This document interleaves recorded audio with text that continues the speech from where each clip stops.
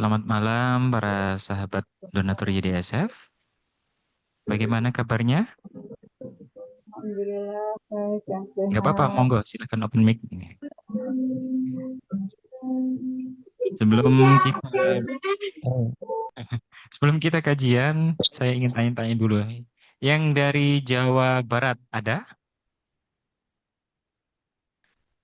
Dari Jawa Tengah? Dari Jawa Timur? Banyak insya Allah. Begitu nggih. Baik, Alhamdulillah sudah hadir dan sudah bersama kita, membersamai kita Ustadz Nadif. Assalamualaikum Ustadz. Waalaikumsalam warahmatullah. Suara saya jelas? Jelas, Ustadz. Alhamdulillah Alhamdulillah. jelas sekali.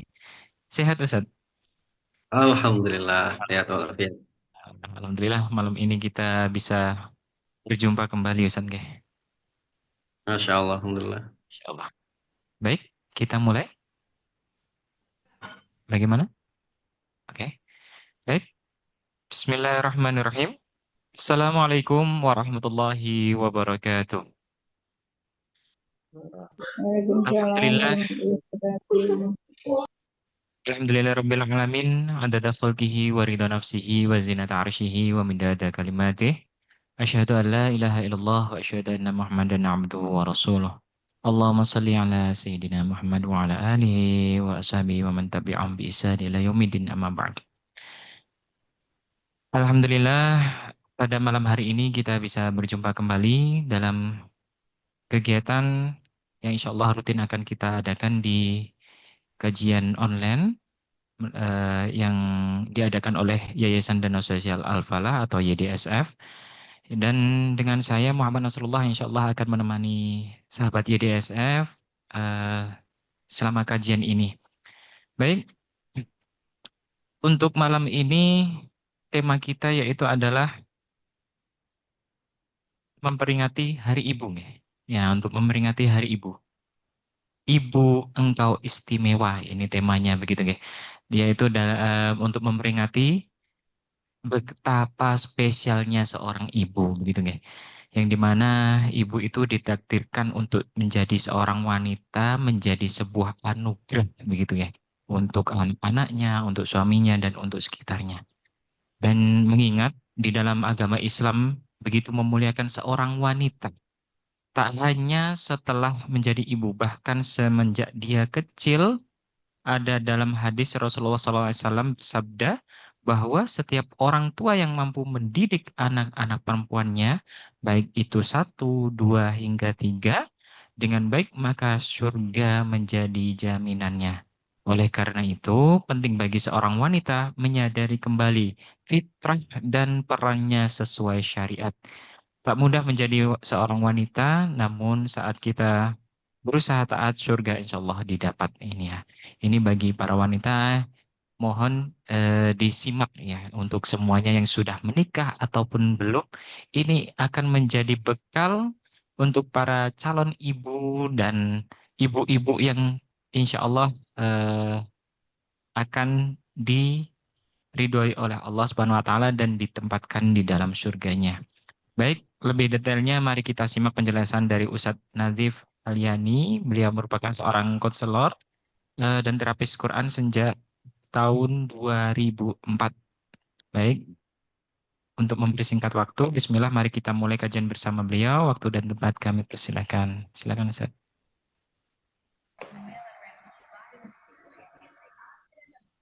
Bismillahirrahmanirrahim.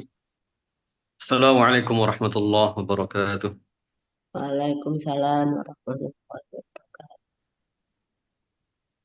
Alhamdulillah. Wassalatu wassalamu ala rasulillah wa ala alihi wa sahbihi wa mawalah. Rabbi syrah li sadri wa yassir li amri wahlul 'uqdatam min lisani yafqahu qawli. Subhanaka la ilma lana illa ma 'allamtana innaka antal alimul hakim. Alhamdulillah, para ibu yang dimuliakan Allah, kita bersyukur dengan mengucap Alhamdulillahirabbil alamin pada kesempatan yang penuh berkah ini insyaallah Allah hadirkan kita di majelis ini. Semoga Allah senantiasa limpahkan rahmat, taufik, untuk kita semua yang hadir di majelis ini insyaallah. Juga teriring doa untuk anak-anak, untuk keluarga kita. Semoga Allah bimbing selalu. Amin ya rabbal alamin. Salawat serta salam. Semoga Allah senantiasa curahkan kepada junjungan kita Nabi besar Muhammad sallallahu alaihi wasallam. Semoga kita dijadikan sebagai umatnya yang selalu istiqomah mengikuti jalan beliau insyaallah. Bapak dan Ibu, kalau ada bapaknya di sini. Salah satu tema yang krusial dalam Islam itu adalah sosok seorang wanita. Karena sebelum datangnya Islam, wanita ini, sosok seorang wanita itu cenderung dianggap sebagai hal kedua gitu. Bahkan sebagian keluarga, maaf ya, apakah menggema suara?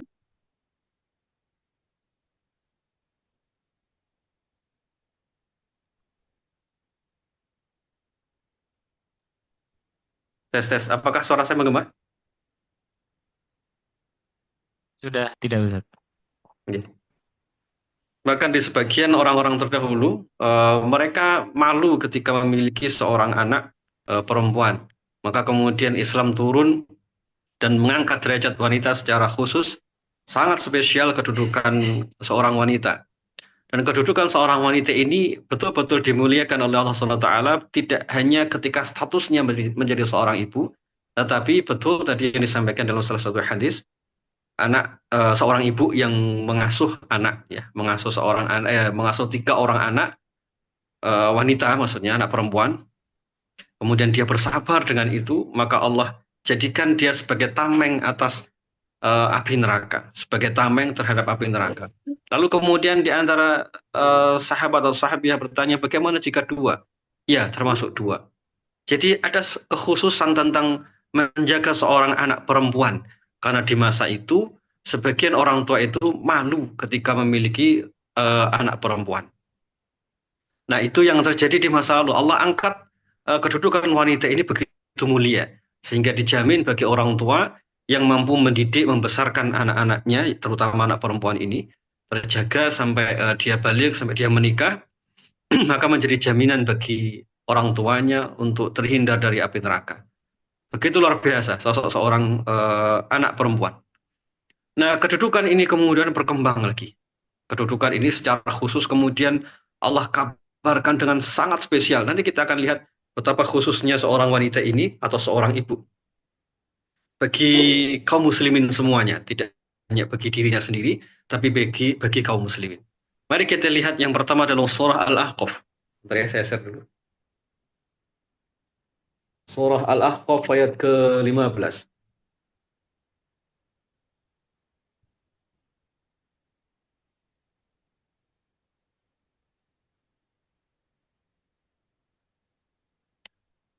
Kami perintahkan kepada manusia, wasailal insana biwalidayhi ihsana.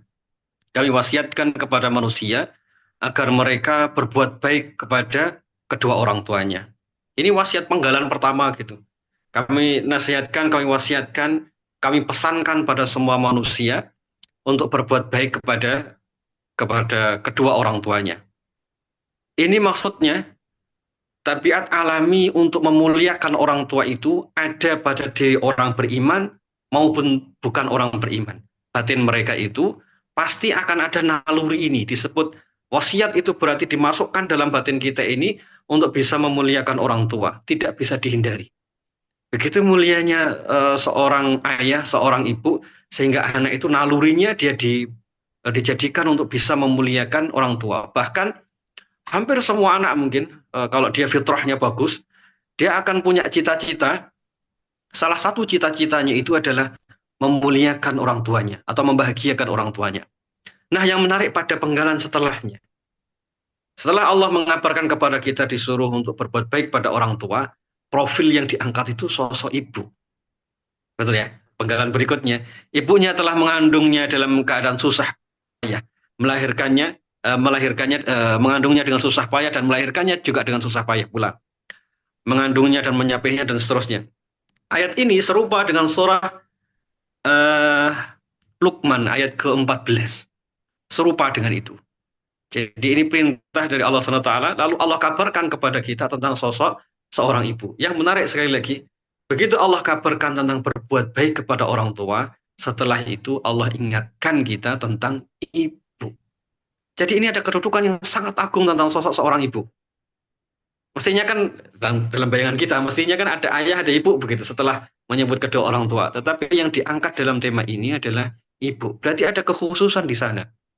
Kekhususan yang tidak bisa dimiliki oleh seorang laki-laki dan juga tidak pernah bisa diganti oleh anak. Sekali lagi, kekhususan yang tidak bisa dimiliki oleh seorang laki-laki dan tidak pernah bisa diganti oleh anak.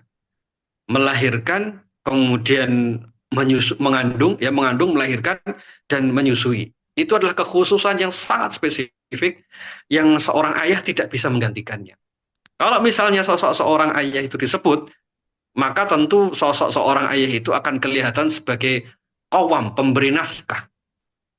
Faktanya nanti kita temukan di lapangan ada ibu-ibu yang dengan takdir Allah dia menjadi qawwam di rumahnya. Ya entah karena sebab apa gitu, akhirnya sang ibu mengambil peran, entah suami yang kebetulan tidak bekerja, entah suami karena sifatnya yang kurang baik, akhirnya sang istri harus mengambil peran menjadi qawwam di rumah. Kalau misalnya disebut di sini adalah seorang suami, tentu salah satunya tentang nafkah, keutamaan suami. Nah, suami itu atau nafkah itu tidak sedikit para istri yang ternyata juga bisa mengambil peran menjadi pemberi nafkah di rumah. Artinya ada sebagian peran laki-laki itu yang ya bisa tercover oleh seorang perempuan, oleh seorang ibu. Nah, itu pula yang saya alami dalam keluarga, Masya Allah. Ibu saya dulu sejak saya usia 4 tahun, ayah sudah tidak ada, dan beliau tidak pernah menikah, membesarkan 10 anak. Saya anak ke-10 dari 10 bersaudara. Tidak pernah menikah lagi, dia betul-betul sendirian membesarkan semua anak-anaknya, 10 anak. Saya anak ke-10. Jadi, Masya Allah, inilah yang terjadi pada seorang wanita. Dia punya kekhususan, yang tiba-tiba satu saat dia bisa memerankan perannya seorang laki-laki. Mencari nafkah, menjadi qawwam. Nah, ada kekhususan yang dimiliki seorang perempuan yang itu tidak bisa digantikan laki-laki. Mengandung, melahirkan, dan menyusui. Kalau mencari nafkah misalnya, istri bisa ya dalam tanda kutip, bisa melakukan hal yang sama. Anak juga begitu. Anak mungkin akan bilang, ya dulu ayah nafkahi, sekarang saya nafkahi ayah. Jadi soal nafkah ini seolah-olah anak bisa mengambil peran itu. Nah, itu kalau anak kepada ayah. Tapi anak kepada ibu, dia sama sekali tidak pernah bisa menggantikan peran itu, yaitu mengandung, menyusui, dan melahirkan. Nah, kekhususan berikutnya, pada ayat ini, perhatikan betul-betul, ini salah satu rute perjalanan anak, dan ini yang saya temui dalam kasus-kasus konseling selama ini.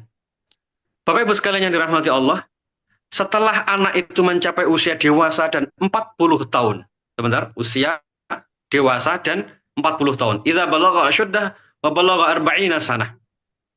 Baik, idza balagha asyuddah wa balagha 40 sanah. Ketika anak itu tadi mencapai usia 40 tahun atau mencapai usia dewasa, lalu Allah ajarkan kepada kita tentang doa ini. Coba perhatikan doanya. Nanti di situ ada peran orang tua. Rabbi auzi'ni an ashkura ni'mataka allati an'amta 'alayya wa 'ala walidayya.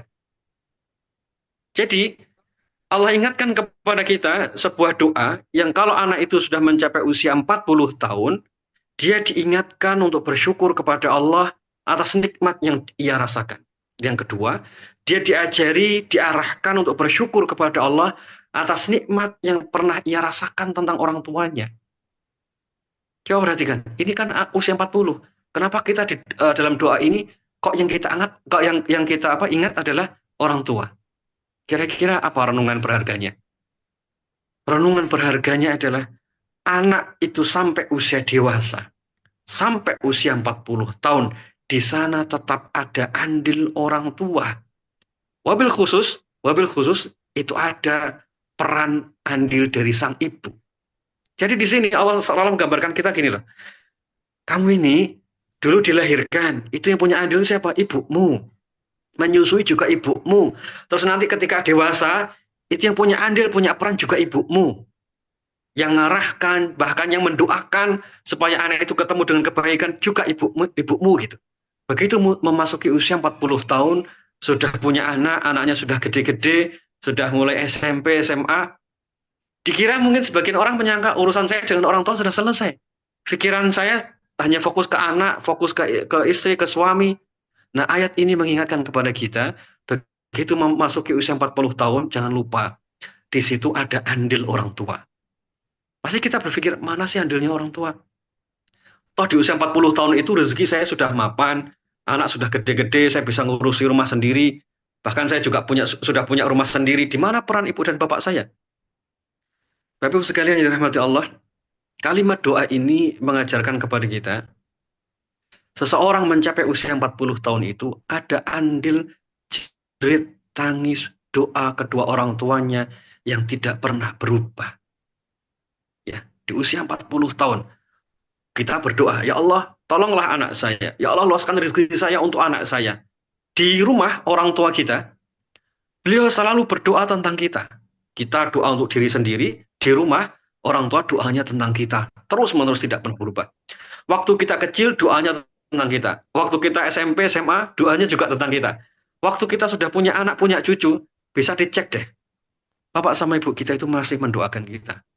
Makanya kemudian tidak salah jika Al-Quran ini menggambarkan atau menjelaskan kepada kita, walaupun kita nanti sudah dewasa, sudah usia 40 tahun, anak sudah gede-gede, kita sudah punya anak, di situ ada peran orang tua kita. Wabil khusus ibu. Ya, wabil khusus ibu.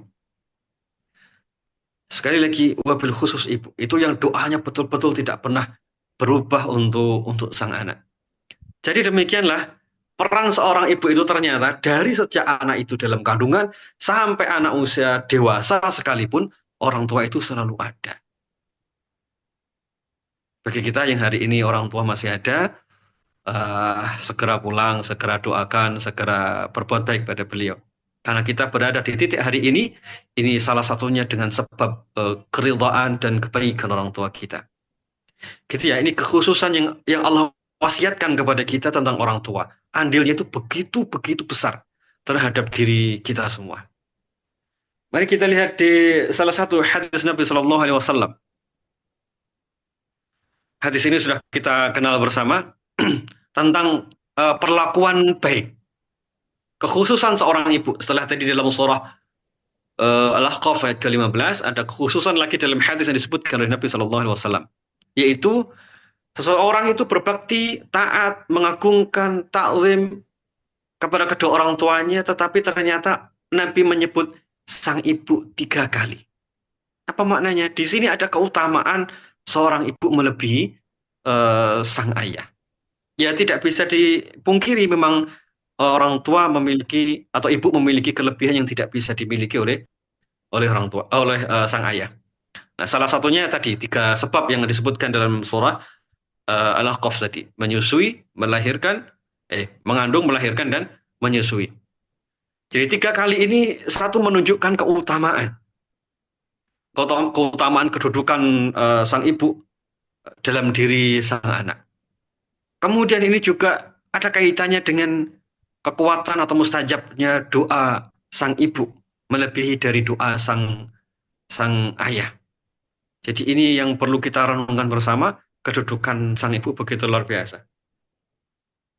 Di hadis yang selanjutnya, wasiat khusus dari Allah Subhanahu wa taala tentang ibu. Sesungguhnya Allah berwasiat sampai 3 kali kepada kalian tentang berbuat baik kepada ibu kalian. Sesungguhnya Allah berwasiat kepada kalian untuk berbuat baik kepada ayah kalian. Itu yang kedua, setelah 3 kali. Sesungguhnya Allah berwasiat kepada kalian untuk berbuat baik kepada kerabat yang paling dekat, kemudian yang dekat. Baik, yang didahulukan siapa? Ibu. Dan ini wasiat khusus. Kalau kita menjalankan wasiat, itu berarti ada sesuatu yang spesial di dalamnya. Kalau Allah mewasiatkan kepada kita, berarti di situ ada sesuatu yang sangat spesial. Sebagaimana kita orang tua misalnya punya harta, lalu kita berwasiat ke anak. Ini akan demikian, nanti hartanya dibagi, saya wasiatkan untuk si fulan sekian persen. Ketika saya bilang ini sekian persen untuk si fulan, berarti si fulan itu sangat spesial, sehingga saya sebut dalam pembagian waris. Itu wasiat. Eh, Kalau kita mewasiatkan harta kita kepada si fulan, itu artinya si fulan itu spesial, khusus. Nah, begitu juga kepada kita semua. Allah Subhanahu wa taala berwasiat tentang ibu sampai 3 kali. Inilah kedudukan yang dimuliakan oleh Allah Subhanahu wa taala. Jadi berbahagia dan bersyukurlah para ibu dengan semua keadaan yang ada pada diri kita. Kita punya kekhususan yang Allah sematkan di atas pundak-pundak kita. Kekhususan ini menyebabkan tentu ada privilege, ada kekhususan nanti, ada hak-hak yang tidak diberikan kepada laki-laki, yang itu hanya ada pada diri seorang perempuan. Mari kita lihat di hadis berikutnya. Suatu saat Ibnu Abbas ada seorang laki-laki datang kepadanya. Cerita ini dari Atha bin Yassar. Dia melihat waktu itu dialog antara Ibnu Abbas dengan seorang laki-laki. Laki-laki ini datang kepada Ibnu Abbas, kemudian dia mengatakan, saya pernah ingin melamar seorang perempuan. Singkat cerita, perempuan itu kemudian justru menikah dengan laki-laki yang lain. Cemburulah si laki-laki ini, akhirnya mohon maaf, dibunuhlah si perempuan ini. Dicelakai, dibunuhlah si perempuan ini. Lalu, laki-laki ini bertanya kepada Ibnu Abbas, adakah jalan taubat untukku? Masya Allah. Adakah jalan taubat untukku? Lalu Ibnu Abbas bertanya, apakah engkau masih memiliki seorang ibu? Ini pertanyaan Ibnu Abbas. Apakah engkau masih memiliki seorang ibu? Laki-laki tadi mengatakan tidak. Ibuku sudah meninggal. Lalu Ibnu Abbas mengatakan, kalau begitu bertaubatlah kepada Allah dan dekatkanlah dirimu kepadanya. Lalu setelah laki-laki itu pergi, Atha bertanya kepada Ibnu Abbas, kenapa Anda bertanya kepadanya tentang ibunya, masih hidup atau tidak? Ibnu Abbas menjawab, aku tidak tahu amalan yang paling bisa mendekatkan diri kepada Allah selain birrul walidain. Tapi kalimat yang disebut oleh Ibnu Abbas siapa? Ibu. Jadi setelah laki-laki ini tadi berbuat dosa besar, laki-laki itu kemudian disarankan untuk berbakti kepada ibu. Jadi metode atau penjelasan tentang hadis ini, Ibnu Abbas metodenya begini. Jadi kalau ada orang berbuat dosa, selain dia bertaubat kepada Allah, dia disuruh beramal dengan amal yang besar sekali. Nah, amal yang besar ini salah satu fadilahnya itu bisa menghapus, menutup dosa yang tadi. Nah, kata beliau, aku melihat tidak ada amal yang paling besar, yang paling cepat mendekatkan diri kepada Allah selain birrul walidain. Tetapi kalimat beliau di awal apa? Beliau bertanya tentang ibu. Nah, yang menarik adalah ketika laki-laki ini tadi menjawab, ibu sudah tidak ada gitu. Ibnu Abbas juga tidak tanya, gimana bapakmu gitu. Ibunya nggak ditanya, bapaknya nggak ditanya. Berarti di sini ada kekhususan yang tidak dimiliki oleh seorang ayah. Nah, kisah yang agak mirip dengan ini, Bapak Ibu sekalian, disebutkan oleh Ibnu Rajab Al-Hambali di dalam kitab beliau Jami'ul Ulum wal Hikam. Ada seorang wanita waktu itu profesinya sebagai dukun. Dia ini akhirnya berusaha untuk bertaubat. Ya, dia pengen taubat, lalu kemudian dia jalan menuju ke Madinah. Dia berharap bertemu dengan Nabi Shallallahu Alaihi Wasallam supaya diberikan petunjuk untuk taubatnya beliau, taubatnya si wanita ini. Tapi dia tidak mendapati Nabi Shallallahu Alaihi Wasallam karena Nabi sudah wafat. Bertemulah wanita ini dengan beberapa sahabat waktu itu. Akhirnya beberapa sahabat menyarankan pada wanita ini untuk berbakti kepada ibunya. Siapa yang ditanya? Ibunya lagi. Jadi ini persis seperti disebutkan oleh Ibnu Abbas tadi. Jadi Bapak Ibu sekalian yang dirahmati Allah, inilah kekhususan yang dimiliki oleh seorang ibu. Ibu itu jalan penghapus dosa paling cepat. Ya. Ibu itu jalan penghapus dosa paling cepat. Maka Bapak Ibu sekalian, kalau kita ada masalah, kalau kita ada problem di masa lalu, segera selesaikan dengan orang tua. Kalau kita punya dosa yang besar misalnya, belum ada jalan keluarnya sampai sekarang, segera bertaubat dengan cara, mohon maaf, suaranya menggema. Agak putus-putus, Ustaz. Sudah masih putus-putus? Tes tes. Sudah jelas. Nah,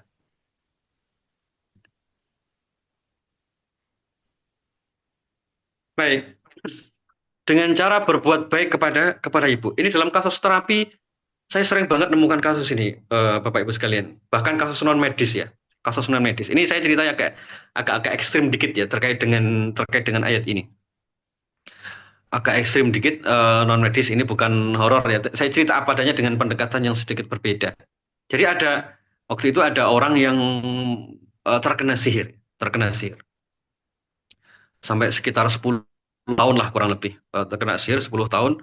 Kemudian sudah di terapi ruqyah syariah berulang-ulang kali tidak kunjung sembuh. Nah, waktu itu dia datang ke salah satu tim kita ngobrol gitu, cerita, Pak, bagaimana saya ini bisa sembuh? Wong di rumah itu ibu saya itu masih suka klenik, ibu saya itu masih suka datang ke dukun, ibu saya ya sholatnya kayak begitu-begitu. Jadi intinya malah menceritakan keburukan ibunya gitu. Akhirnya terus disampaikan oleh teman kita waktu itu, beliau bilang, udah Mbak pulang saja, nggak usah banyak cerita tentang ibu, pulang saja, cuti dari tempat kerja, nggak usah dipikir tentang gangguan medisnya sampean, semua yang bilang terapis yang bilang sudah abaikan, udah nggak usah dipikir, yang penting sekarang sampean bisa islah sama ibu, yang penting batin sampean mulai sekarang bisa bersyukur pada ibu. Loh kenapa begitu Pak? Wes pulang saja, ikuti nasihat saya. Akhirnya dia pulang. Pulang itu dia sekitar 3 hari, cuti 3 hari, pulang di rumah. Yang beliau lakukan itu setiap hari masak sama ibunya, nyuci sama ibunya, sholat bareng dengan ibunya. Kemudian selesai sholat beliau dekap ibunya, begitu didekap ibunya gitu. Akhirnya terus pelan-pelan beliau cerita hari ketiga kalau tidak salah. Hari ketiga itu cerita, Pak, saya belum pernah merasakan batin sedekat ini dengan ibu saya. Saya belum pernah merasakan mendekap ibu saya dengan perasaan seharu ini. Saya belum pernah rasanya nikmat ngobrol dengan ibu seperti sekarang. Jadi betul-betul diabaikan semua keluhan yang dia rasakan tadi, semua vonis-vonis dari terapis-terapis itu. Dia hanya fokus memperbaiki hubungan dengan ibunya. Apa yang terjadi? Masya Allah setelah beliau menyelesaikan 3 hari cuti itu, beliau pulang dan biiznillah dengan izin Allah, semua keluhan yang beliau rasakan selama 10 tahun itu hilang total. Nah, salah satu yang kita gunakan untuk menjelaskan tema itu adalah riwayat ini, ya, riwayat yang disebutkan oleh Ibnu Abbas ini, juga yang tadi disebutkan oleh Ibnu Rajab Al-Hambali. Begitu besarnya berkah, mungkin itu bahasa yang paling mudah. Begitu besarnya berkah seorang wanita, berkahnya seorang ibu kalau kita mendekat pada beliau. Wah, ini sudah tidak kehitung lah tentang betapa luar biasanya kedudukan ibu. Kalau kita berbuat baik itu ya efeknya positif, kalau kita berbuat buruk ya efeknya babak belur hidup kita. Nah, ini semua kekhususan yang tadi kenapa Nabi Shallallahu Alaihi Wasallam menyebutkan Allah berwasiat tentang seorang ibu. Ya karena begitu kita bersikap negatif, hidup kita itu berantakan. Begitu kita bersikap positif, hidup kita itu akan sangat baik. Itulah yang terjadi. Saya nemu kasus-kasus ini berulang-ulang kali. Ada yang sampai sakit keras gitu, sakit keras tinggal tulang dan kulit di atas pembaringan. Ya kalau misalnya dia marah sebenarnya sah saja ya untuk marah ya, karena dari kecil memang tidak dirawat oleh ibunya, oleh bapaknya. Bapak ibunya itu jadi TKI waktu itu. Jadi TKI, akhirnya dari kecil dia ikut mbahnya. Ya, dari kecil ikut mbahnya. Tapi tanpa disadari, dia punya dendam ke ibu sama bapaknya. Dari kecil punya dendam dengan ibu dan bapaknya. Nah, dia mencari nafkah sendiri, dia mencari uang sendiri untuk sekolah, sampai dia sukses jadi ASN ya, jadi PNS. Waktu itu sekitar usia baru 30-an. Nah, ketika di usia 30-an itulah dia kemudian kena penyakit, sakit keras, singkat cerita, tidak bisa ngapa-ngapain, hanya bisa berbaring di atas pembaringan. Tinggal tulang dan kulit. Nah, ketika di terapi itu ada yang unik. Ya unik tapi negatif ya maksudnya. ketika di terapi dia begitu cerita begitu parah tentang ibunya. Ketika diajak ngobrol, ngapunten, waktu itu ibunya itu datang masih waktu itu mau jenguk beliau juga waktu sesi terapi karena pengen lihat sesi terapi. Itu dia bisa misui ibunya, bisa misui ibunya. Luar biasa. Jadi kenapa tadi sekali lagi Allah memberikan spesialisasi untuk ibu itu memang luar biasa. Jadi kalau kita lurus, insya Allah lurus. Yang agak menyedihkan itu waktu itu, ini bukan hanya ibu tapi dengan ayahnya. Waktu itu saya terapi di Probolinggo. Saya disuruh menterapi seorang wanita waktu itu usia sekitar 27 sampai 30 tahun sekitar itulah. Beliau itu satu buta, dua tidak bisa mendengar. Antum bisa bayangkan bagaimana pusingnya saya harus menterapi orang tidak bisa mendengar dan tidak bisa melihat. Harapan saya kalau masih bisa melihat, mungkin bisa saya tunjukkan ayat Al-Quran atau video yang bisa dia sadar misalnya. Itu tidak bisa karena mata beliau buta. Kemudian telinga beliau juga tidak bisa mendengar. Akhirnya saya hanya bisa gini, ya Allah, apa yang harus saya lakukan? Akhirnya bismillah, saya bacakan Al-Quran pelan-pelan, saya ajak ngobrol juga tidak mungkin. Udahlah bismillah, saya bacakan Al-Quran. Waktu saya baca Al-Quran, tiba-tiba dia tuh seperti, dia bilang, kayak dengar suara apa, suara gamelan. Padahal saya ngaji. Yang dia dengar suara gamelan. Tapi saya bersyukur, oh berarti telingannya waktu itu tiba-tiba dia bisa mendengar gitu. Tapi anehnya begitu selesai, begitu pas jam 10 pagi. Jam 10 pagi, tiba-tiba dia dengan nada sangat keras sekali dia bilang ke saya, "Wes, mandek." Akhirnya karena dia nadanya tinggi, saya berhenti juga akhirnya. Saya hentikan.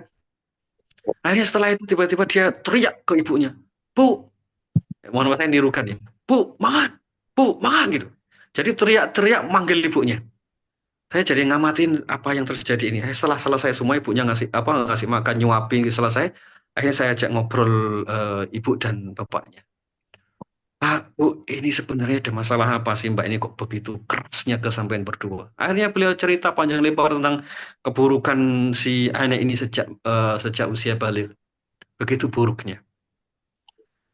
Nah, singkat cerita, saya karena pindah ke luar kota, jadi setelah itu tidak ketemu lagi. Yang saya renungkan akhirnya dengan perjalanan itu, persis seperti hadis-hadis yang tadi kita bahas. Bahwa orang tua itu punya kekhususan, wabil khusus ini ibu ya.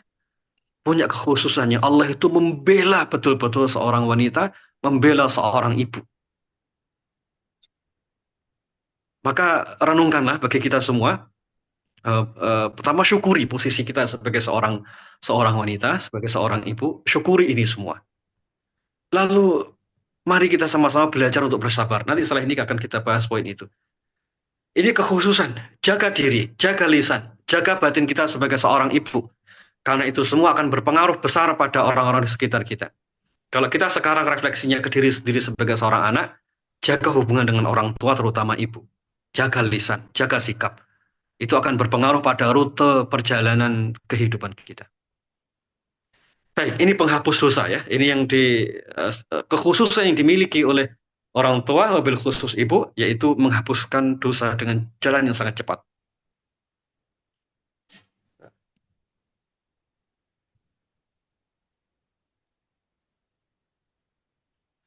Baik, kemudian yang keempat, orang tua, wabil khusus ibu, adalah sebab kemuliaan anak. Dan salah satunya sebab mustajabnya doa anak. Kedudukan anak itu akan naik tinggi sekali. Kedudukannya sangat mulia disebabkan karena baktinya kepada ibunya. Ini amal yang agung. Sebagaimana Nabi Shallallahu Alaihi Wasallam pernah berpesan kepada Umar bin Khattab. Beliau sampai berpesan kepada Umar, jika nanti kalian melihat seorang laki-laki dengan ciri-ciri demikian, maka mintalah doa darinya. Mintalah supaya Allah mengampuni dosa-dosamu. Jadi Umar kemudian dalam beberapa tahun ketika ada kafilah haji, beliau selalu mencari laki-laki yang dimaksud oleh Nabi Shallallahu Alaihi Wasallam ini. Laki-laki itu terkenal ya, kita semua tahu insya Allah, namanya Uwais Al-Qarni. Masyhur kebaikannya, Apa kebaikan yang paling menonjol? Yang paling menonjol dari kebaikannya adalah berbakti kepada ibunya. Nah, karena amal ini, karena kedekatan, kebaikan, ta'zim, memuliakan orang tua inilah yang menyebabkan akhirnya Umar pun disuruh oleh Nabi Shallallahu Alaihi Wasallam untuk meminta doa pada laki-laki ini. Masya Allah ya, betapa agungnya doa si siapa? Uwais Al-Qarni ini. Disebabkan karena berbakti pada orang tua. Maka kalau kita, ini refleksinya apa buat kita Pak, untuk keseharian kita. Kalau kita sudah doa berulang kali kayak nggak tembus gitu ya, mohon maaf, doa kayak nggak tembus, minta kayak nggak ada jalan keluar, sudahlah. Sekarang datang ke orang tua, lipat gandakan doa kita. Gimana cara melipat gandakannya? Berbakti, berbuat baik pada orang tua. Jangan-jangan doa kita hari ini seperti mentok, seperti tidak ada powernya untuk naik ke langit, mungkin disebabkan karena ada kekurangan dalam diri kita kepada kedua orang tua kita. Ini posisi ibu ya. Ini posisi ibu. Kalau ini dilakukan dengan baik, berbakti pada ibu, sang anak akan mendapatkan kemuliaan di hadapan Allah Subhanahu wa taala. Luar biasa. Ini kedudukan para ibu di hadapan Allah Subhanahu wa taala. Sampai orang yang berperilaku baik padanya, Allah angkat derajatnya. Perhatikan poin ini. Begitu mulianya sang ibu, sehingga anak yang berbuat baik kepadanya diangkat pula oleh Allah Subhanahu wa taala. Sama seperti begitu dicintainya Nabi Shallallahu alaihi wasallam oleh Allah Subhanahu wa taala. Lalu kalau kita mencintai dan ittiba kepada Nabi Shallallahu alaihi wasallam, kita pun akan diangkat derajat kita tentunya. Ya samalah kurang lebih kayak berpikirnya. Jadi karena wanita atau ibu tadi begitu spesial diangkat oleh Allah Subhanahu wa taala, maka orang yang memuliakan ibu, dia pun akan mendapatkan kedudukan yang mulia. Di hadis yang berikutnya. Hadis. Mari kita lihat dalam surah Ali Imran. Nah, setelah kita mengerti kedudukan yang agung yang tadi yang Allah berikan kepada kita semua, nah, saya ingin ngajak antum sekalian para ibu untuk merenungkan dua surah ini. Yang pertama surah Ali Imran ayat 35. Hannah, istrinya Imran.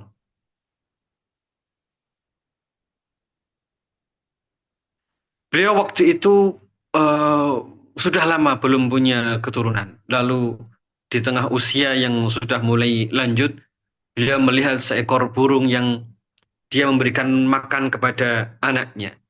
Ibnu Katsir menyebutkan setelah itu beliau bergumam berdoa kepada Allah untuk diberikan seorang anak. Lalu setelah itu beliau pun bisa hamil, mengandung seorang anak kecil, seorang perempuan bernama Maryam. Lalu setelah itu sang ibu ini bernazar kepada Allah. Apa yang beliau nazarkan? Karena beliau bertahun-tahun lamanya belum punya anak, lalu kemudian begitu hamil, beliau bernazar agar anak ini mengabdi kepada Allah. Beliau titipkan anak ini ke masjid atau tempat ibadah di Baitul Maqdis untuk mengabdi kepada Allah, menjadi pelayan di Baitul Maqdis. Hanya saja kelaziman di masa itu yang menjadi pelayan di sana itu adalah laki-laki. Nah, beliau menyangka waktu itu anaknya adalah laki-laki. Maka kemudian beliau bernazar itu.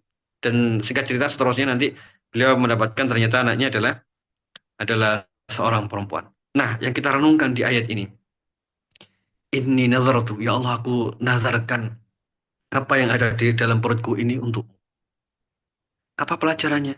Setelah itu, setelah dinazarkan ini, ternyata nanti ceritanya adalah Hannah itu sempat membersamai Maryam sekitar usia belasan tahun sebelum akhirnya diserahkan kepada Nabi Zakaria alaihissalam untuk diasuh. Kemana ayahnya? Ayahnya telah wafat ketika Maryam berusia masih kecil. Ibu ini menjadi single parent waktu itu, membesarkan anaknya. Tapi perhatikan, sejak awal yang membuat rute anak ini terjaga, suci, dan tidak ada satupun laki-laki yang mampu dalam tanda kutip yang berhak untuk menyentuhnya, itu berawal dari nazarnya seorang wanita ini. Sekali lagi, bermula dari nazarnya seorang wanita ini. Berarti apa Pak renungan bagi saya untuk anak-anak saya kalau saya ini sebagai seorang ibu? Ibu, apa yang terlintas dalam batin Anda, itulah yang mungkin akan menjaga anak-anak kita.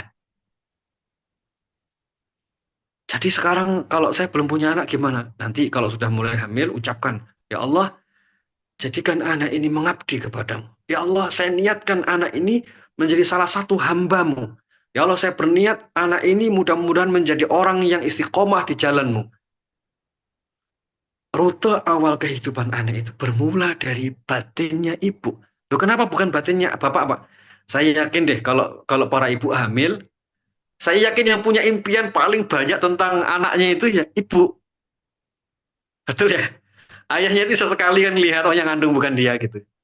Betul ya? Yang ngandung kan bukan ayah. Jadi mungkin ayah kerja, lalu doa, selesai sholat untuk anaknya, untuk janin yang dikandung istrinya misalnya, lalu setelah itu mencari nafkah. Ya sepenggal-sepenggal itu. Tapi yang setiap saat merasakan berat, sehari-hari semakin bertambah berat, kemudian kadang berulah sedikit, mulai mual-mual, menendang-nendang di perut, semua ketidaknyamanan itu tiba-tiba meletup dalam pikiran seorang ibu menjadi doa. Dan itu hampir pasti setiap saat. Sambil jalan diusap-usap, sambil masak diusap-usap perutnya, sambil ibadah juga diusap. Jadi seseorang yang tidak pernah lepas dari sang janin ini adalah ibu. Jadi ibu itu kayak apa ya? Dia memang batinnya itu tidak pernah bisa lepas dari sang anak. Inilah peran secara spiritual yang memang sangat sulit diwakili oleh ayah. Dan perasaan ini sekali lagi hanya ada pada diri seorang wanita. Ya, Pak, kalau anak saya sudah lahir bagaimana Pak? Anak saya sudah gede, sudah SMP, sudah SMA, atau sudah SD. Sama, lakukanlah ini. Ya Allah, aku nazarkan anakku ini untukmu. Ya Allah, aku akan mendidiknya. Sudah niat sungguh.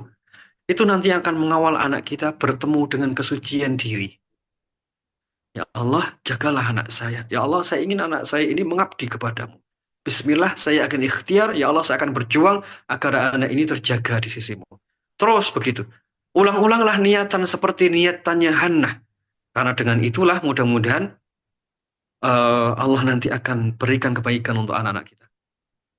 Jadi peran pertama itu siapa yang megang? Ibu.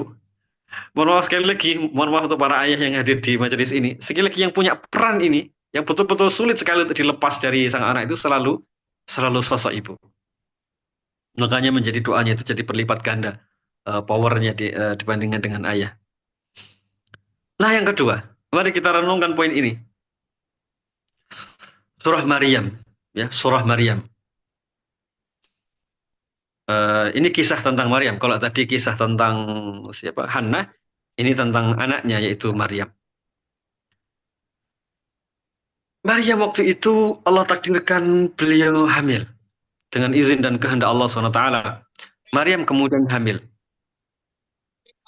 Di ayat ke-23, 24, dan 25 sebenarnya. Ke-23, Maryam kemudian mengatakan, aduhai seandainya aku mati sebelum ini atau aku menjadi orang yang tidak dikenal. Ada perasaan sedih karena tidak mungkin menjelaskan pada kaumnya. Ya faktanya beliau hamil.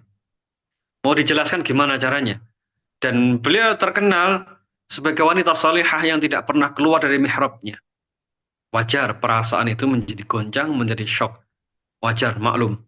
Setelah itu, di ayat ke-24, Allah turunkan malaikat Jibril untuk memberikan kabar gembira kepada Maryam. Jangan bersedih. Udah, singkat cerita, setelah itu di ayat ke-25, Maryam kemudian berjalan untuk menjauhi kaumnya. Beliau berjalan. Nah, di tengah perjalanan itu, rasa sakit di perutnya mulai nampak dan semakin menguat. Setelah itulah beliau diperintahkan oleh Allah Subhanahu wa taala untuk menggoyangkan pohon kurma itu karena beliau lapar, belum ada makanan. Beliau goyangkan pohon kurma yang begitu besar. Coba perhatikan, bagaimana mungkin seorang wanita yang dalam kondisi kesakitan lalu menggoyangkan pohon kurma? Apa yang bisa didapat? Kan tidak masuk akal.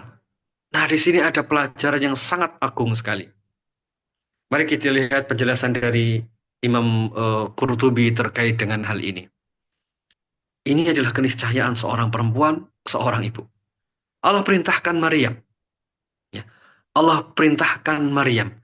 Mengapa Allah perintahkan Maryam menggoyangkan pohon kurma itu? Padahal tidak mungkin pohon itu bergoyang sedikit pun dengan kekuatan yang tidak seberapa. Imam Qurtubi kemudian mengatakan, karena sebelumnya ia hanya sendirian, maka Allah pun tidak membebani kelelahan baginya. Namun setelah ia melahirkan Isa, hatinya terpaut cinta kepada anaknya. Hatinya, konsentrasinya tertuju pada urusan anaknya. Saat itulah Allah membebaninya dengan usaha. Allah mengembalikannya kepada kondisi yang biasa, yaitu yang terkait dengan sebab akibat yang biasa terjadi di antara hamba-hambanya. Masya Allah, ini salah satu tafsiran yang paling saya suka dari sebagian, dari tafsir Ibnu Katsir, tafsir Qurtubi, ini paling saya suka. Bagus sekali bahasanya. Jadi Maryam itu sebelumnya betul-betul dalam genggaman Allah SWT sampai urusan rezekinya sekalipun. Ketika Nabi Zakaria, yang dia ini menjadi pengasuhnya Maryam, akan memberikan makanan di bawah ke mihrabnya, Maryam ternyata sudah memiliki makanan. Nabi Zakaria terheran-heran, dari mana makanan ini? Dari mana buah-buahan ini? Maryam menjawab bahwa itu dari sisi Allah. Hal itu berulang 1 kali, 2 kali, berulang terus-terus. Nah, jadi makanan yang didapat oleh Maryam itu langsung dari Allah Subhanahu wa taala. Allah jaga sampai seolah-olah tidak ada makanan yang layak untuk Maryam. Dia menjadi wanita tidak biasa. Kenapa? Karena tidak ada yang diurusin selain dirinya sendiri. Waktunya habis untuk ibadah kepada Allah. Jadi saking luar biasanya saking luar biasanya Maryam ini beribadah kepada Allah, sampai urusan makan pun akhirnya ditanggung oleh Allah SWT. Kenapa? Karena dia sendirian.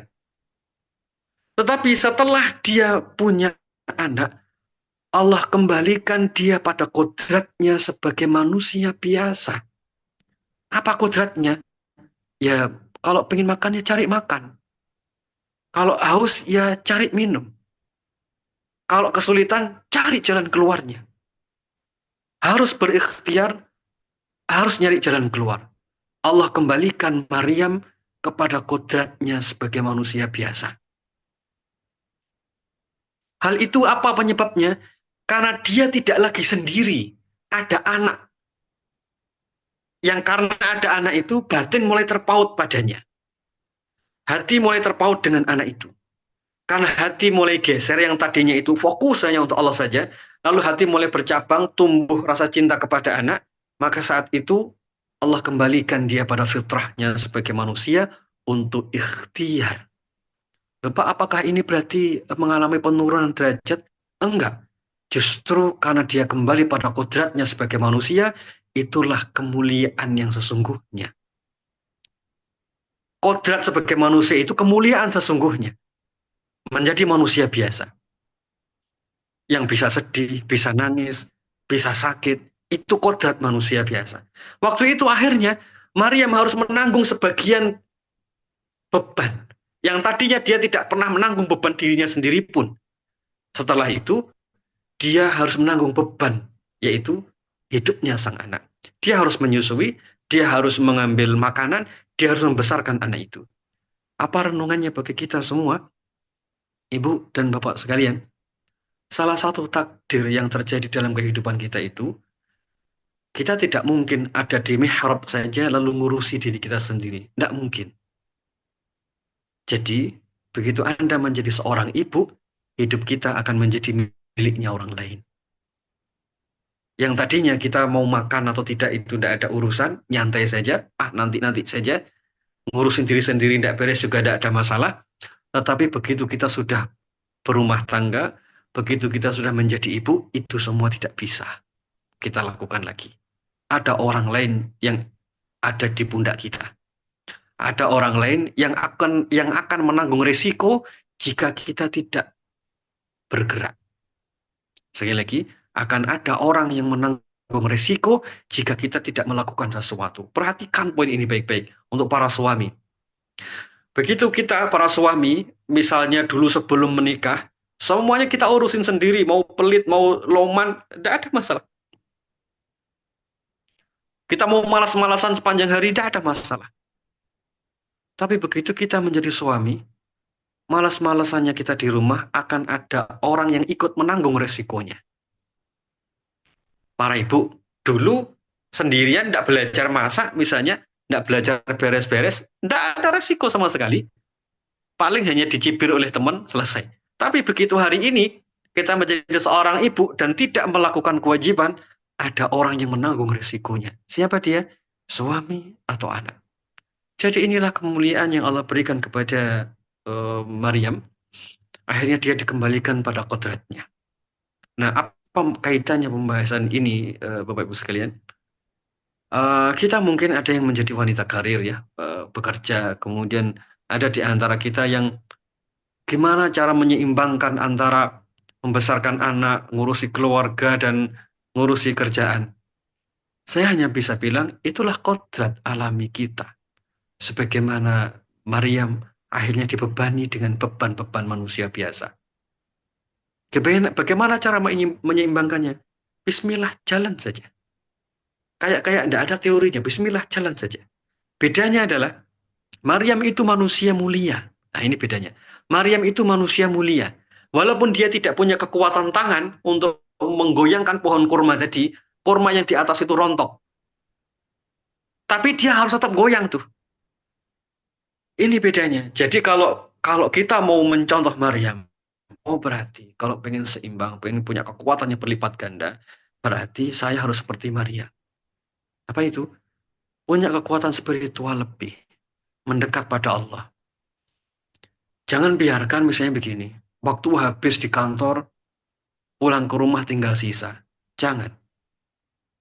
Di rumah itu, sisakan untuk bangun malam juga. Jangan biarkan waktu kita itu hanya untuk ngurusi kerjaan. Bangun malam, doa yang banyak. Apakah di waktu-waktu ini Maryam akhirnya terkuras energinya untuk membesarkan anak? Iya. Apakah dia setelah ini ibadahnya menjadi tidak sama dengan sebelumnya? Iya, tentu. Karena setelah itu perjalanan beliau ini, Maryam, membesarkan Nabi Isa alaihissalam. Tentu ibadahnya berbeda dengan sebelumnya. Begitulah kodrat alami kita. Pak, kalau saya punya anak sekaligus kerja, berarti akan ada yang tertukar dan perannya. Berarti kalau saya dikerja nanti di situ ada terkurangi dong haknya anak. Ya mungkin begitu. Kalau saya fokus ngurusi anak berarti agak error dikit nanti pekerjaan. Ya mungkin begitu. Tapi bismillah, jalan saja. Yang paling pokok adalah berikan haknya setiap orang. Dan berkurang itu ya termasuk bagian dari kodrat alami tadi. Kan tidak mungkin ini Maryam dengan kondisi begini terus di mihrab terus, kan tidak mungkin. Buktinya setelah itu dia ketemu dengan kaumnya, menjelaskan dengan kaumnya. Setelah itu dia ngurusi sang anak sampai usia sekitar 7 tahun kalau tidak salah. Lalu kemudian dibawa kepada seorang guru. Nah ini berarti Maryam sudah tidak lagi seperti dulu hanya ada di mihrab untuk ibadah. Ini realitas semua wanita. Berarti saya gimana Pak? Ya sudah dijalani, bismillah. Nanti masa itu atau fase itu akan berlalu. Nanti fase itu akan semuanya selesai insya Allah. Saya hanya ingin nasihatkan begini ke kita semua, para ibu, para ayah, wabil khusus di hari ini karena majelisnya para ibu. Bersyukurlah dengan kekhususan yang Anda miliki. Kekhususan itu menyebabkan turunnya pembelaan sebagaimana Allah telah membela Maryam. Ibu ikuti rute ini. Betul-betul ikuti rute ini. Kekhususan itu telah disematkan di pundak, di bahu para wanita. Kekhususan itu yang tadi kita bahas. Maka kalau kita mengambil kekhususan itu, kita akan mendapatkan perlakuan pembelaan sebagaimana Allah telah membela Maryam. Pak, saya ruwet Pak ngurusi orang-orang di sekitar saya. Jalani saja, posisikan diri seperti Maryam. Nanti Allah yang akan menghadapkan kita dengan jalan keluar. Ya.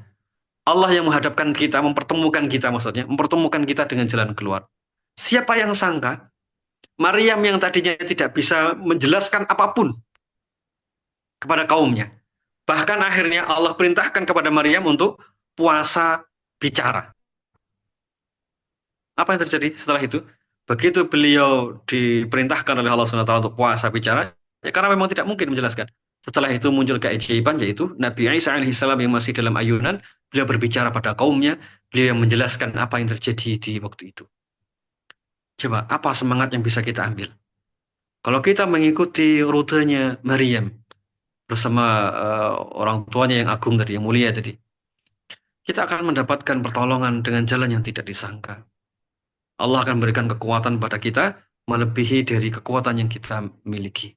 Tapi syaratnya tadi, ikuti saja rutenya. Bismillah. Bagi yang bekerja, bismillah. Sempurnakan kerja itu karena itu amanah. Tapi ketika pulang di rumah, jangan bawa semua kemarahan, kelelahan itu di hadapan anak-anak. Jalani. Kalau ada kekurangan, tidak apa-apa. Kalau ada kelemahan, tidak apa-apa. Karena memang itu tidak bisa dihindari. Sebagaimana Maryam juga mengalami sebagian ibadahnya sedikit berbeda dari masa-masa sebelumnya. Baik, ini nasihat untuk diri sendiri dan untuk kita semua di majelis ini.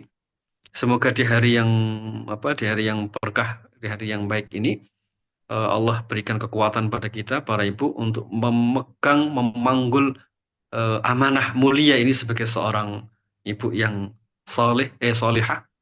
Semoga Allah karuniakan, Allah sematkan di pundak kita pula kekhususan-kekhususan yang telah disebutkan oleh Nabi Sallallahu Alaihi Wasallam dalam banyak hadis tadi. Saya kembalikan ke MC. Allah alam bisawab. Baik, Oh, terima kasih Ustadz. Banyak sekali ya penjabaran yang sudah dijelaskan bahwasanya peran seorang ibu itu sangat luar biasa, begitu nggih. Sangat luar biasa yang dimana dapat perlakuan khusus dari Allah yaitu dalam hak perlakuan baik dan berbakti, kemudian wasiat khusus Allah tadi, kemudian ibu jalan terhapusnya dosa bagi anak, dan yang terakhir yaitu penyebab kemuliaan anak di hadapan Allah. Nah, maka dari itu kita sebagai seorang anak yang masih memiliki ibu, nggih, mari kita perbaiki sikap kita kepada ibu kita sehingga nanti akan menjadi kebaikan untuk kita sendiri, masing akan kembali ke diri kita masing-masing. Sesungguhnya kesuksesan kita ini adalah hasil dari doa orang tua kita, khususnya dari seorang ibu. Nggih. Baik, sebelum kita menuju pertanyaan, Gezat, ada sedikit info yang insya Allah ini di YDSF juga kita terus galakan ya, yaitu mulai pertengahan tahun ini ya, Indonesia sering kali menjadi langganan bencana, mulai dari kekeringan hingga biasanya di akhir tahun yaitu sering terjadi banjir, longsor dan sebagainya. Yang terdekat kemarin yang baru terjadi yaitu banjir di Desa Karang Pamulang, Mandala Jati, Bandung, dan Kampung Raos, Sendang Biru, Malang. Ya, kalau kita biasanya lihat di Instagram atau TikTok itu banjirnya sangat luar biasa, nggih. Semoga Allah selalu melindungi kita dan keluarga kita. Dan alhamdulillah tim YDSF telah mendirikan pos hangat, ikut membantu bersih-bersih permukiman warga yang telah terdampak bencana serta mendistribusikan hygienic kit untuk mereka. Nah, mengingat mulai banyak sekali bencana, maka dari itu sahabat YDSF dapat turut berpartisipasi memberikan rezeki atau sebagian rezekinya yang terbaik bersama YDSF bisa datang ke kantor YDSF terdekat atau melalui transfer atau juga bisa melewati e-commerce toko oren ya, Shopee nggih. Nah, boleh disebut nggih ini ya. Melalui Shopee juga bisa. Jadi tidak hanya kita beli barang saja sebenarnya untuk bisa berbuat baik itu. Tapi kita di Shopee juga bisa berbuat baik, yaitu membeli sebuah paket kebaikan begitu ya. Nah, jadi insya Allah nanti akan dikirimnya, akan kita terima kebaikan tersebut di akhirat nanti. Baik, akan, Hah? Pertanyaan nggih? Oke, monggo yang ingin bertanya langsung kepada Ustadz silahkan bisa raise hand. Yang ingin konsultasi langsung dengan Ustadz Nazif ya, monggo silahkan. Mungkin dari ibu-ibu ini yang selama ini bagaimana sih anak saya begini begini begini. Nah, bagaimana sih agar anak kita itu lebih nurut lagi begitu kan? Nah, bagaimana sikap kita mungkin sebagai anak kepada ibu itu harusnya seperti apa begitu. Mungkin setiap orang ini punya pengalaman masing-masing begitu ya. Monggo, ada yang mau bertanya? Silakan.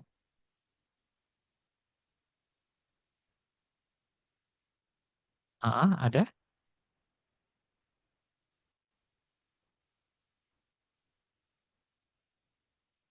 Iya, ada. Baik.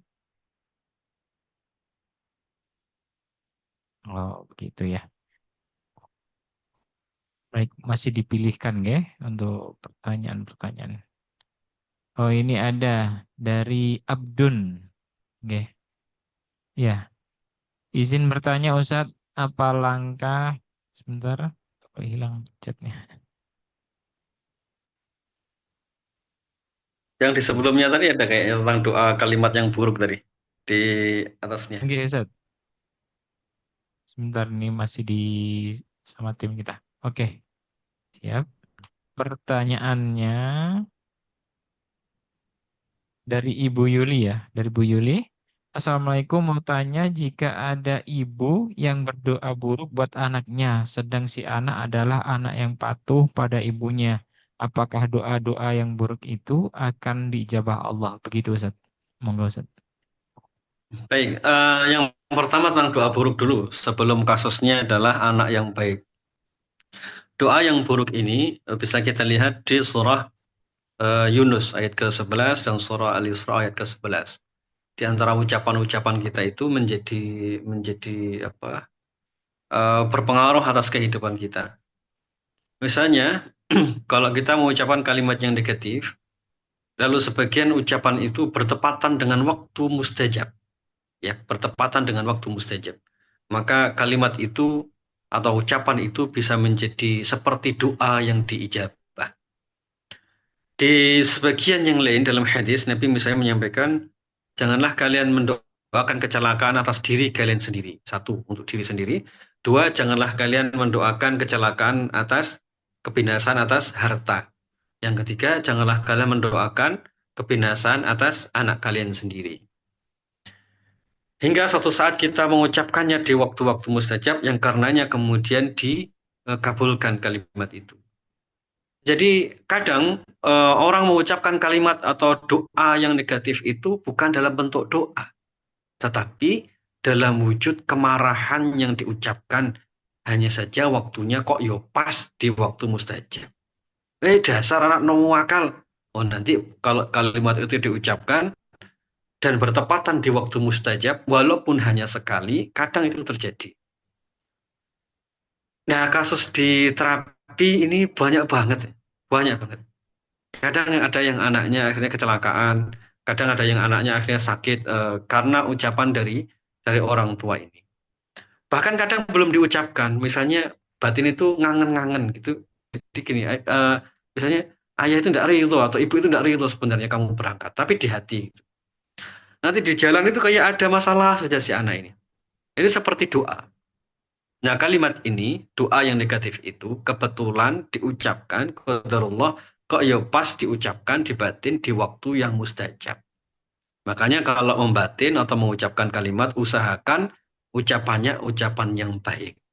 Ya, tetap positif. Nah, bagaimana jika anak yang didoakan itu adalah anak yang baik? Amal soleh yang baik itulah yang menjadi penghapus dosa atau menghalang doa keburukan. Jadi anak yang berbuat baik, berbakti pada orang tua, mendoakan orang tua, itu serupa atau akan bertempur gitu antara ucapannya orang tua dengan baktinya sang anak. Kalau ternyata doa dan kebaikan anak itu sangat luar biasa, ya tentu tidak akan terjadi apa-apa dari ucapan orang tua tadi. Ini secara umum ucapan-ucapan orang tua yang tadi berpengaruh itu untuk situasi yang memang salah biasanya. Satu, anak salah atau dalam situasi anak memang bukan kategori anak yang berbuat baik. Kisah semacam ini nanti bisa dilihat di kisahnya Jurais. Ya, kisahnya Jurais. Itu anak yang soleh. Beliau sedang sholat sunnah, lalu dipanggil oleh ibunya nggak datang. Nah, dipanggil oleh ibu itu wajib, sholat sunnah itu statusnya sunnah. Mestinya sholat sunnahnya dibatalkan, dia datangi ibunya. Tapi kalau sang anak tadi sholat wajib dipanggil oleh ibunya, ya tentu yang didahulukan sholat wajibnya. Jadi sekali lagi ini dalam kisahnya Jurais tadi, itu juga sang anak ini dalam situasi salah. Kesimpulan umumnya, kalau anak itu dalam situasi positif, anak itu baik, tidak salah, ya tidak apa-apa. Jenengan sudah rajin sedekah ke orang tua, lalu orang tua karena mohon maaf karena tamak gitu misalnya, ya mungkin kan ada ya orang tua gitu tamak terus ngomel bilang oh rezekimu seret padahal kita sudah ngasih banyak gitu, ya tentu doa yang semacam itu insya Allah mudah-mudahan tidak terkabulkan. Bahkan sedekah yang kita berikan kepada beliau mudah-mudahan menjadi penolak bala atas ucapan beliau tadi, mungkin begitu. Allah alam bisawab. Terima kasih nggih. Begitu Ibu Yuli ya. Semoga ini bisa menjadi apa ya, ajaran dan bisa menjadi masukan untuk Ibu sekeluarga. Baik, untuk selanjutnya dari Ibu Sumarni yang pertanyaannya bagaimana jika seorang ibu harus bekerja untuk membantu keuangan keluarga, tetapi tanggung jawab seorang tetap dilakukan, bagaimana hukumnya begitu, Ustaz? Suami ada atau tidak? Bagaimana, Ustaz? Suaminya So, ada atau tidak? nah, ibunya Kalau ibu. suaminya asumsi aja ya, asumsi ya. Oke, oke. Nah, dua asumsi deh. Asumsi pertama suami ada. Kalau suami ada, yang paling pokok untuk mencari nafkah itu adalah suami. Hukum perempuan mencari nafkah asal dengan keridhaan dan izin suami, hukumnya diperbolehkan. Ya karena hukumnya diperbolehkan atas keridhaan suami, tentu itu menjadi amal soleh, menjadi sedekah. Jadi ini amal soleh akhirnya, bukan sebuah pembangkangan kepada suami, kecuali kalau itu tanpa izin suami. Tapi karena ini izin suami, suami juga ridho, maka itu menjadi amal soleh bagi sang istri.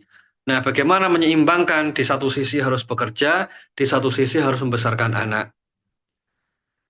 Yang pertama, Ibu, waktu yang ada di rumah itu ada waktu-waktu yang kita anggap mustajab terutama, itu jangan sampai lewat. Waktu-waktu mustajab itu jangan sampai lewat. Apa waktu-waktu mustajab itu? Waktu di mana waktu di mana batin kita itu penuh dengan rasa syukur. Penjelasan ini nanti kaitannya dengan kisahnya Nabi Zakaria dan Maryam. Mungkin di lain kesempatan kita skip ya. Kita lewati dulu. Intinya di waktu hati sedang sangat bersyukur itu di antara waktu mustajab. Ibu habis bekerja menerima uang gaji, batin lapang seneng banget. Itu waktu mustajab untuk berdoa. Begitu pulang ke rumah lihat anak happy, anak bersih, sudah rapi, itu waktu sangat mustajab, segera peluk, segera doakan untuk anak. Dua, waktu mustajab itu diantaranya selesai sholat.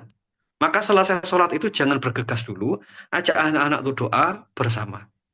Kalau ini terjadi di hari Jumat misalnya, pilih waktu antara asar sampai maghrib, jangan kemana-mana. Telepon anak, ajak doa.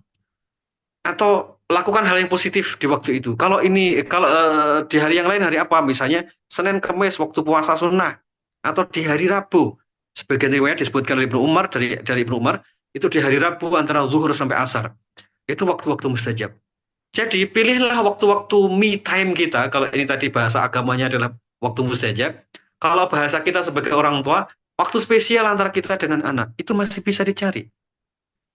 Sebagaimana kita tidak bisa ibadah seluruh waktu kita, setidaknya ada waktu mustajab yang kita bidik.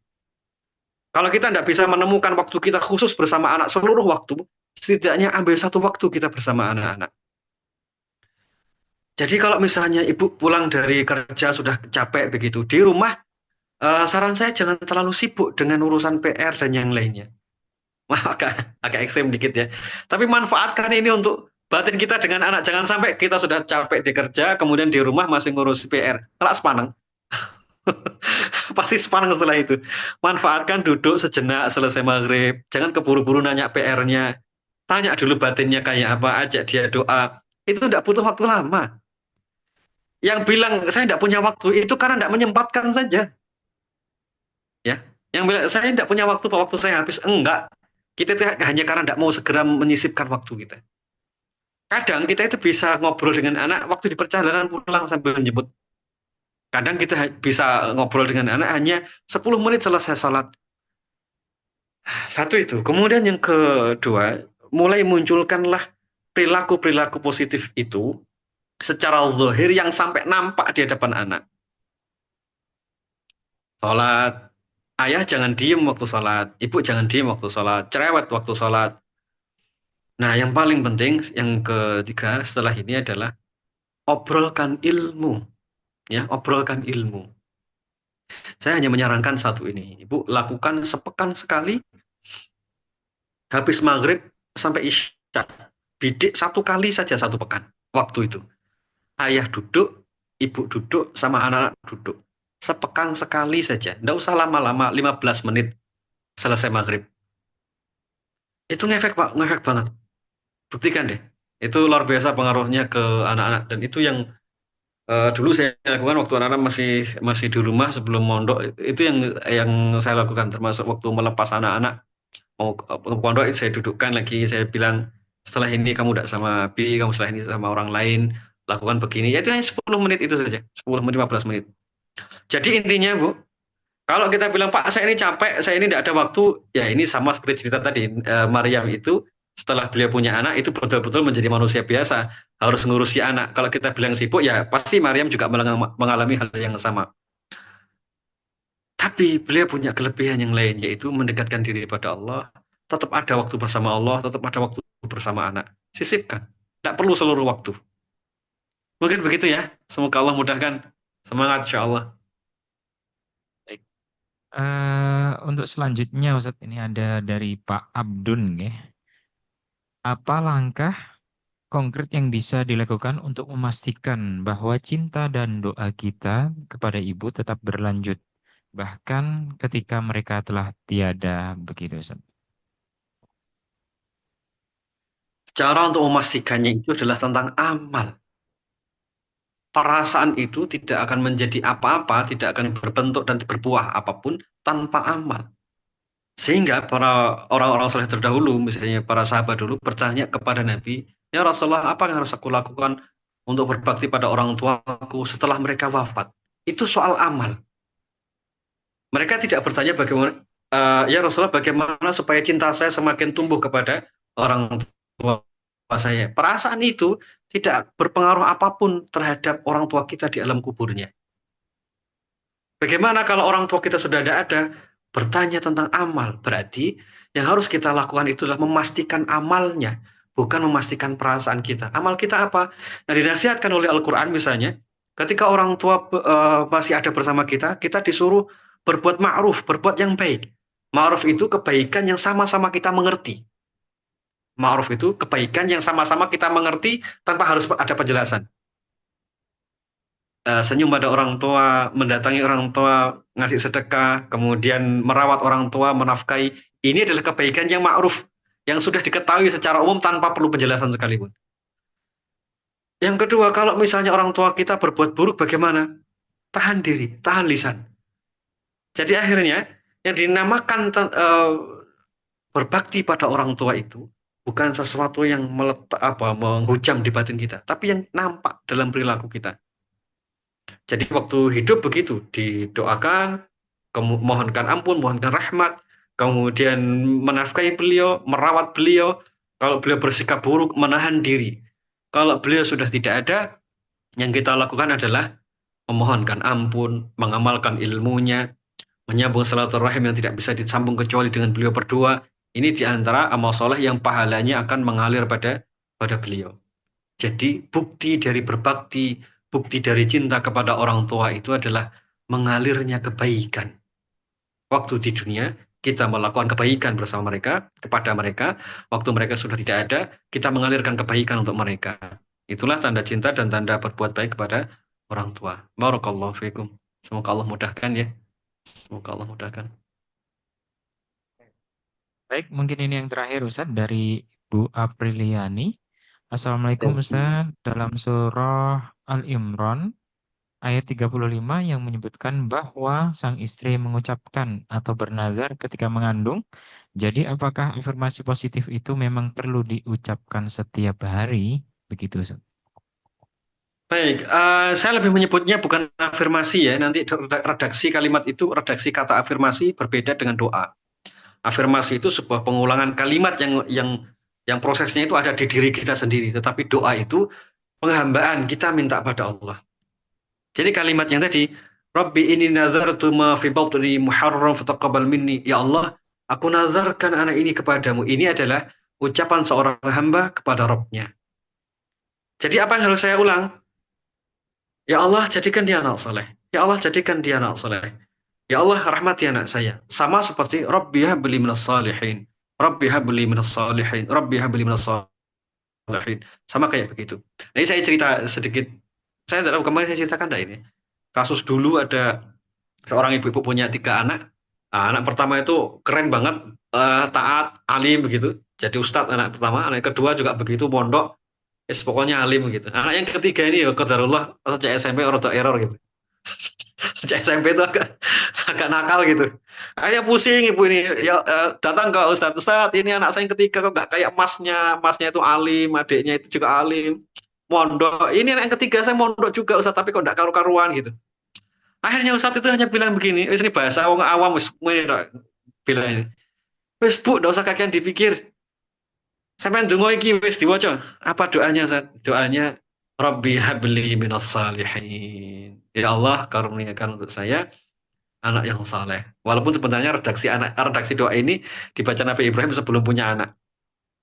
Tapi ya sudah diniatkan itu ditujukan untuk anaknya yang ketiga. Hanya tiap hari diulang-ulang, tiap hari doanya itu saja diulang-ulang. Nah, pelajarannya, anak yang semakin berulah itu ternyata semakin sering disebut oleh ibunya. Setiap hari, Rabbi habli minas sholihin, ditujukan untuk anaknya ini saja. Rabbi habli minas sholihin. Semakin waktu anak ini SMP, SMA, tidak berubah. Begitu lulus aliyah, kakak-kakaknya sudah jadi ustadz, sudah alim, dia masih belum. Bahkan dia akhirnya sekolah pertanian, jadi petani.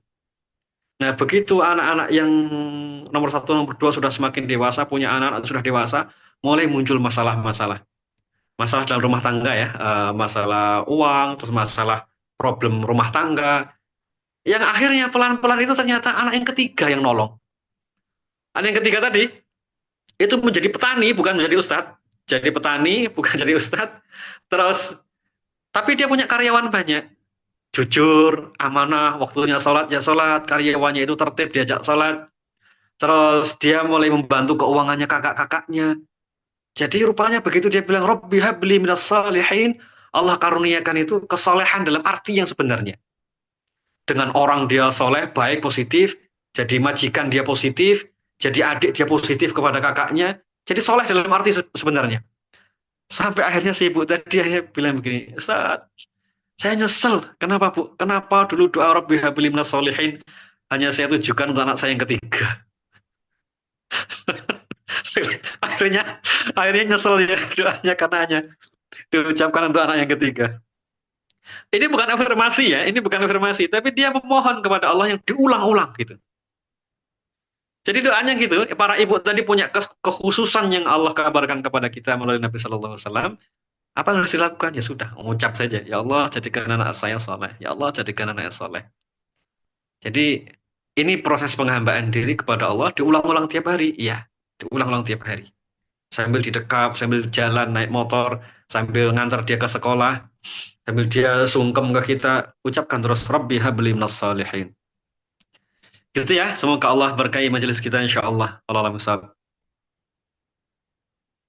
Baik, terima kasih Ustadz untuk eh, apa ya jawaban-jawaban yang sudah dijawab.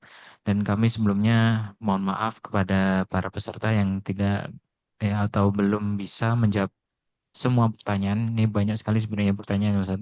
Akan tetapi nggih, berhubung waktu kita sudah menipis, ini begitu nggih. Insya Allah semoga kita dapat bertemu kembali. Insya Allah kita juga akan terus menggali ilmu yang dimana ini akan bermanfaat bagi kita semua. Baik, sebelum kami tutup, selain itu kami ingin menginformasikan, Insya Allah pada bulan Januari 2025 akan diadakan kembali ngaji online tematik spesial Isra Mi'raj, begitu ya. Yang mana akan lebih banyak membahas tentang hikmah tahun kesedihan dan hadiah Allah untuk Rasulullah SAW. Penasaran bagaimana? Nantikan informasi resmi dari agenda menarik tersebut di seluruh kanal medsos YDSF. Oleh karena itu, jangan lupa follow media sosial YDSF di IG, FB, dan Twitter, dan TikTok di @ydsfco. Dan jangan lupa subscribe juga di YouTube channel di YDSF Al-Falah. Informasi lebih lanjut hubungi di nomor 0811 374 566. Nanti insya Allah untuk nomornya bisa di-share ya di chatnya. Baik, sebelum kita tutup, mohon untuk Ustadz memimpin doa. Monggo Ustadz. Bismillahirrahmanirrahim. اللهم صل على محمد وعلى آل محمد كما صليت على إبراهيم وعلى آل إبراهيم وبارك على محمد وعلى آل محمد كما باركت على إبراهيم وعلى آل إبراهيم في العالمين إنك حميد مجيد يا ربنا لك الحمد كما ينبغي لجلال وجهك الكريم وعظيم سلطانك اللهم ربنا ظلمنا أنفسنا وإن لم تغفر لنا وترحمنا لنكونن من الخاسرين ربنا ظلمنا أنفسنا وإن لم تغفر لنا وترحمنا لنكونن من الخاسرين ربنا هب لنا من أزواجنا وذرياتنا قرة أعين واجعلنا للمتقين إماما ربنا لا تزغ قلوبنا بعد إذ هديتنا وهب لنا من لدنك رحمة إنك أنت الوهاب اللهم لا تدع لنا ذنبا إلا غفرته ولا هما إلا فرجته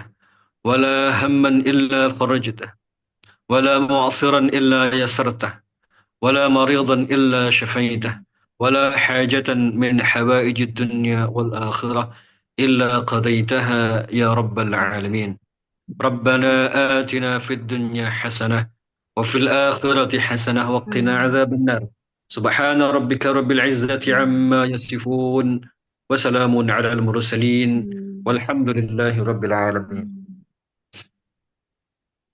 Baik, sekali lagi kami ucapkan terima kasih pada Ustadz Nadhif dan para sahabat YDSF yang sudah menyempatkan waktunya untuk mengikuti kajian online atau ngaji online pada malam hari ini. Baik, sebelum kita tutup, mari kita tutup mengucapkan hamdalah, alhamdulillahirabbil alamin dan doa kafaratul majlis. Subhanakallahumma bihamdika asyhadu an la ilaha illa anta astaghfiruka wa atubu ilaik. Kami ucapkan syukran wassalamualaikum warahmatullahi wabarakatuh. Waalaikumsalam. Waalaikumsalam.